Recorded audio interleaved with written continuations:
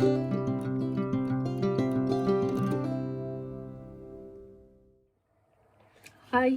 welcome to this video, another one based on the Langley family. This time we're looking at Roger. Now Roger is the son of Richard de Langley, and his mum is Joan de Tetlow, and together they've come together, got lands now in Prestwich. They've built Agecroft Hall, and are basically in the service of John of Gaunt, or in the service of, we're not entirely sure, we know the dad goes off and fights, so yeah, in the service of. Now Roger, when he's born 1360, and he's born in Huntingdon, so he's actually born in John of Gaunt's palace, house, manor, whatever you call it. And so he's already in the heart of Lancaster, and heart of the family life there. Now when he is 14, he becomes an orphan. So his dad dies first in 1369, and his mum dies in 1371. No, sorry, 1374. So 1374 he becomes an orphan at the age of 14. At 14 he's already married, and he's living in Agecroft Hall.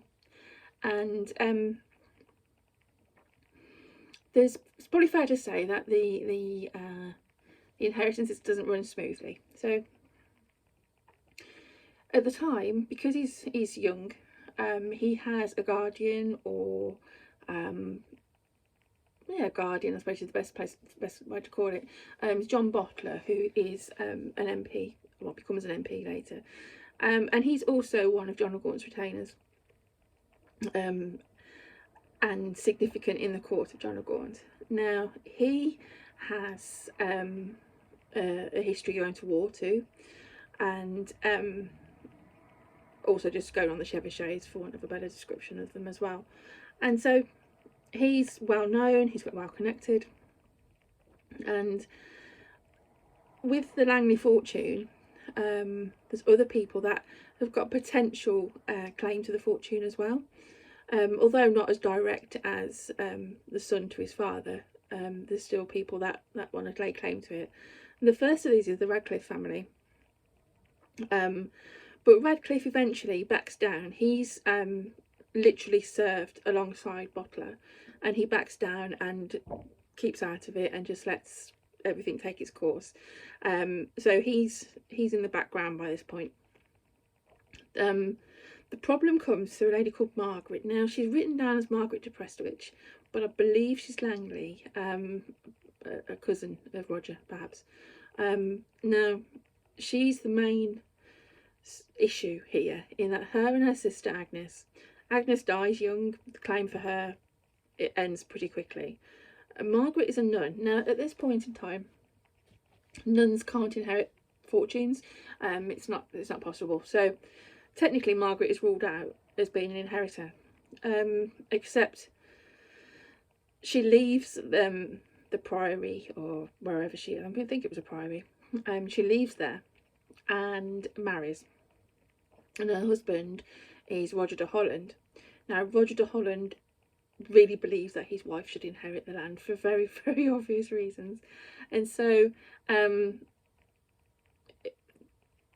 he basically tries to fight against the fact that she's a nun and she can inherit, because she's not a nun anymore.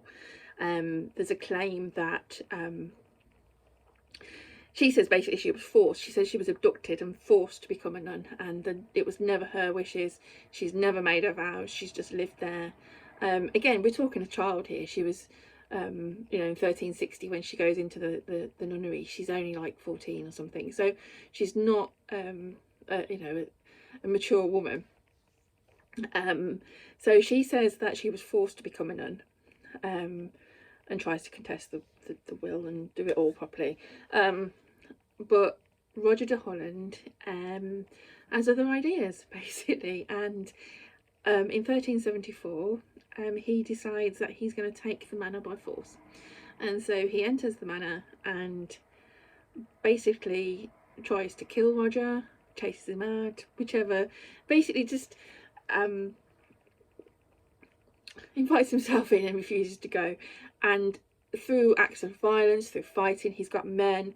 The men his men tend to wear hoods. Roger de Holland he's described as being a swashbuckler in some of the texts that I've read. He's very lively and skirts a very, very, very fine line between law and outlaw, and what he should be doing and what he shouldn't. So basically, I feel that he thought to himself, well, I'm a bloke and this is a 14-year-old kid, what's he going to do, stop me? And has come down and attacked the house. Roger and a girl, so probably his wife, could be his sister, although how many children Richard and Joan actually have is debatable, because they don't start having children until very, very late into their marriage.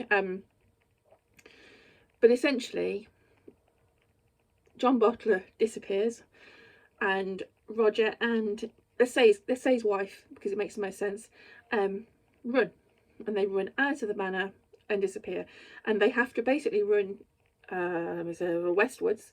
They run westwards into the forest, across Lancaster land into the forest, and they have to be cared for there.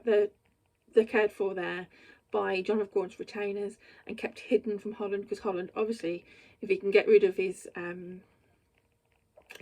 competition, then the inheritance argument it falls flat, doesn't it? So he goes into hiding, and it's actually rumoured that this is the story behind Babes in the Woods, the pantomime, where basically rich family die, leave the inheritance to a couple of children. Bad man comes along, tries to kill them, tries to take the fortune, and they have to go and run and hide in the forest until they're saved. Now, in this story, the person that comes along to save them is John of Gaunt, and he takes him back into his household, and Roger is brought up within the house. So he's entering the house here in 1370 something, in his mid-teens, and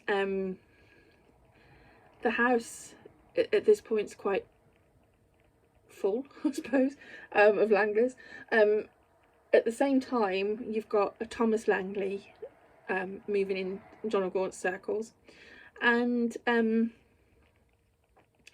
got a change of king. Edward III dies. You've got Richard II on the throne now, and lots of things happening over between the brothers, where things start to get interesting. But yeah, Roger's in the house. He marries, and he has a child as well. And then in, I think it's 1370 something. Let's have a quick look. Right then, so everything's happening in the household. Roger is now one of John of Gaunt's men. His wife's there too, and they have a child named Robert in 1370 something, 1378 I think. And I'll do another video on Robert, because he's another story on his own. And not much else is written about him then, other than that he's in service with John of Gaunt, again, in doing what? Seeing history through. He's there through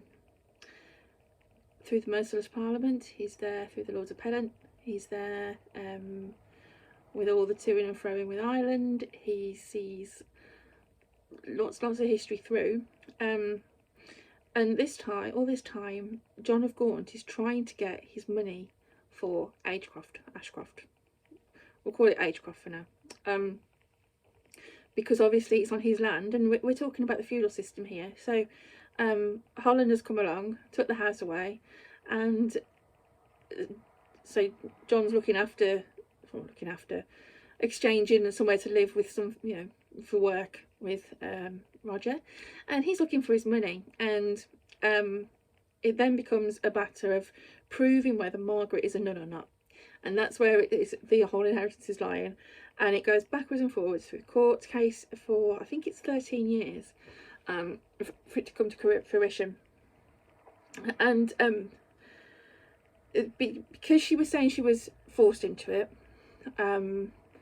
there's this debate, and they have to prove otherwise, and it actually ends up Richard II gets involved and through the court case, and he tries to pursue it, And it ends up with the Archbishop of York confirming that Margaret was a nun. She took the vows voluntarily, and the Hollands have got to get out of the house. So they then have to settle the court case and pay John of Gaunt. Fortunately, that comes through the year after Roger has died, so it does him no good whatsoever. But he's lived his short life quite nicely in the end, I suppose. His short married life, anyway, was spent with John of Gaunt's backing.